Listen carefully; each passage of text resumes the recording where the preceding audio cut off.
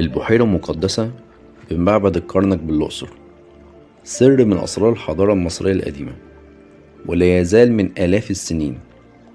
البحيرة المقدسة طولها بيوصل ل 80 متر وعرضها 40 متر، موجودة في قلب معبد الكرنك بالأقصر على بعد مسافة مش كبيرة من نهر النيل.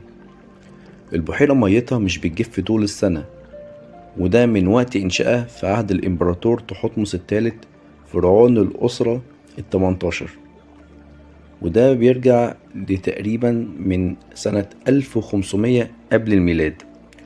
ولحد يومنا ده ما تزال البحيرة سر من أسرار الحضارة المصرية القديمة. ميتها ما بتجفش على مر التاريخ، وما تأثرتش بارتفاع أو انخفاض منسوب نهر النيل، ولا في وقت فيضانه ولا في وقت جفافه. والبحيرة بيتم تغذيتها بالمية عن طريق قناة بتتصل ما بين نهر النيل والبحيرة. البحيرة كانت بتستخدم في التطهر والاغتسال في العصور المصرية القديمة قبل قيام الطقوس الدينية للملوك والكهنة وخدام المعبد.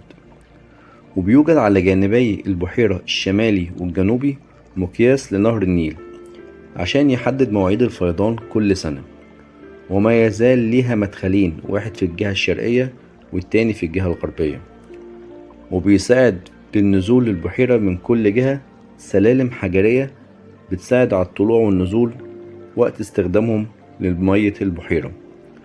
البحيرة المقدسة دليل ومثال من أمثلة كتيرة بتدل على عبقرية المهندس المصري القديم. ده كان فيديو بسيط عن سر من أسرار الحضارة المصرية.